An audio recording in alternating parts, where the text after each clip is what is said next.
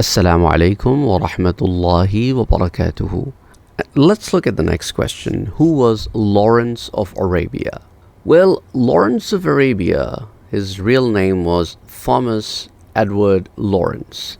He was born in the year 1888 and he died in the year 1935. Who was he? He was a British archaeologist, a military officer, diplomat, and a writer who played a significant role during World War I in the Middle East. He is known for his involvement in the Arab revolt of 1916 through 1918 against the Ottoman Empire, and for his memoir, Seven Pillars of Wisdom, which chronicles his experiences.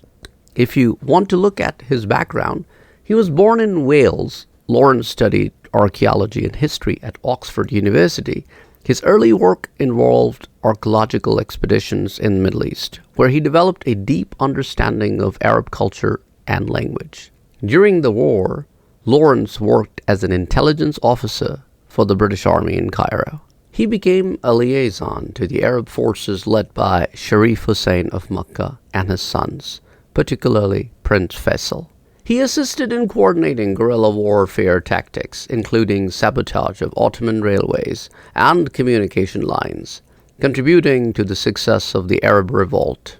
His efforts helped shape post-war geopolitics in the Middle East. Though he was critical of how the Allied powers betrayed promises made to Arab leaders regarding independence.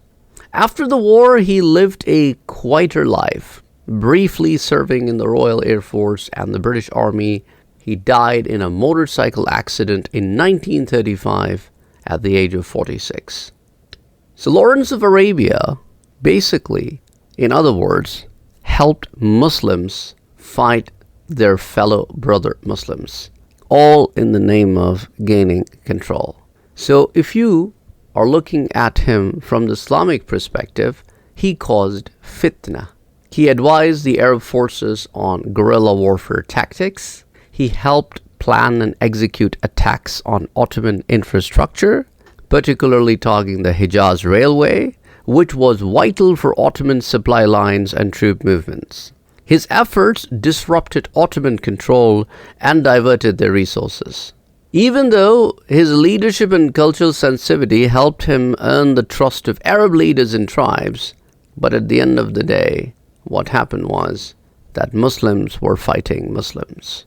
Lawrence worked closely with Sharif Hussein of Makkah, who had declared a revolt against the Ottoman Empire in 1916. The revolt was supported by Arab tribes, including the Bedouin, who provided fighters local knowledge and logistical support. And what did the British Empire do?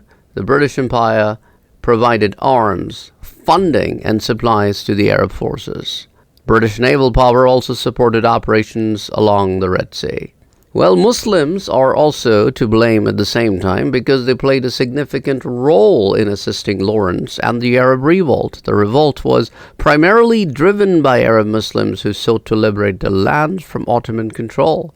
Historically, some historians have written the history this way, that the many Arabs were dissatisfied with Ottoman rule, which they viewed very negatively, that they were being neglected, especially under the centralized control of the Young Turk government in Istanbul.